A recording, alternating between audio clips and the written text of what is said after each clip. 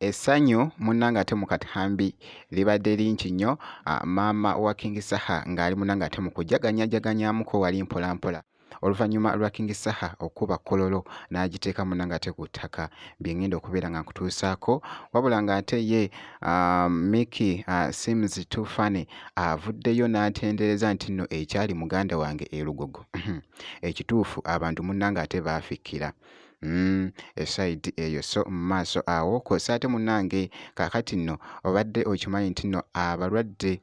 bakyali munnange ate mu ddwaliro ab'omuyimbi munnange ate King Saha mu maaso awo ebyali munnange ate wali ebyali munnange ate ekyanja bye ngenda okubeera nga nkutuusaako mu maaso awo kw'ossa ate ne bajjo beeguddekoko munnange ate wano omuyimbi King Saha bampita Jaminati nsinza ku Jaminati Yogi kakasa nti vidiyo ogimpeera like kw'ossa ate n'okusubscribinga kasita obeera nga tonnaba. Kaakati nno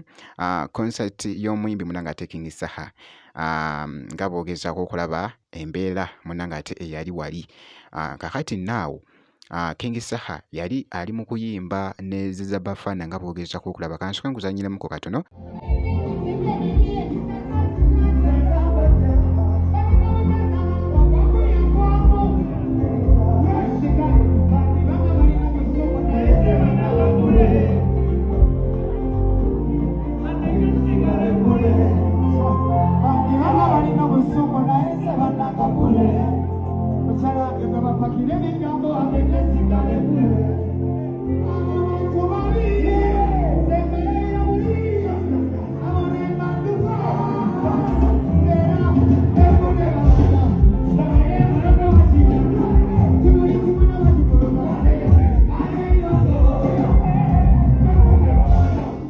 Kaakati nga boogezaako munnange ate okulaba maama wa King Saha munnange ajeganyiza munnange ate mu katambi kano n'agamba oh my God, atendereza mukawo omutonzi n'agamba bannange Katonda weebale omwana wange munnange ate ekkololo agulirize omutonzi w'eggulu n'ensi atendereze ekitukuvu tumutendere esaleza buli ngeri tumutendere mungeza buli ngeri tumutendere mu mirimu egya buli ngeri tumutendere ye atenderezebwe omukama atenderezebwe omukama Katonda w'amagye atenderezebwe omukama agulirize omutonzi w'eggulu n'ensi. Kyali bulala nnyo, weebale nnyo. So omuyimbi King Saha munnange naye abadde api nnyo olwa maama we kw'ossa nga famire nga boogezaako okulaba munnange ate mu katambi ako. So Mickey Sims Too Funny avuddeyo muganda wange akakasizza n'agamba nti nno ekituufu abantu baafikkira. Natuuse e Namboole sole ku Kololo ng'abantu be bagobye ebweru omuyimbi upcoming n'abafuna obulamu bukyuka mukabuka be bagobye eno ku BMK paka eno ku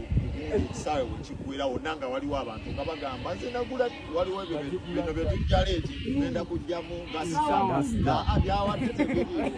saawa ate nga bangi nga bw'owulidde munnange ate mu katambi ako akabadde kali mu kutambula kembadde ndaba ku TikTok. So nga nkwongeddeyoko nga ebyagenda mu maaso munnange ate gye buvuddeko ekyali wali munnange ate ekyanja omuyimbi King Saha okulambula ku baana abaakubwa amasasi mu ffujjo eryaliwo eryakulirwa Afande Frank Nyakayiru wali bagaa kututta kusindisa abasajja bo ne bajja ne bakubakuba amasasi ne bakubakuba abaana kati tuli eno abaana bagenda balongoosa teryayogera teryakola ki naye nga operation Frank Nyakayiru gwe wagikulembera simanyi kyennakola simanyi kyoyagala kunzitira simanyi yakutuma Frank Nyakayiru munnange ate nga konsati emuwuuba. Kakati nno ebyali munnange ate ekyanja jjukira nti nno abantu be baatuusibwako munnange ate obukosefu amasasi munnange ate agaavuga. Kakati nno bw'atyo munnange ate King Saha bw'abadde agamba era ng'abantu bano bakyali munnange ate mu ddwaliro bali babiri era nga munnange ate famire enjawulo kyali kyuma njawulo ya kyuma ne bwe zaali badde ennaku bbiri ne bakiteekamu enjawulo kyali kyuma naye batuka baba omusawo yaŋŋamba bwekisukka leero bakuba babiri bakuba babiri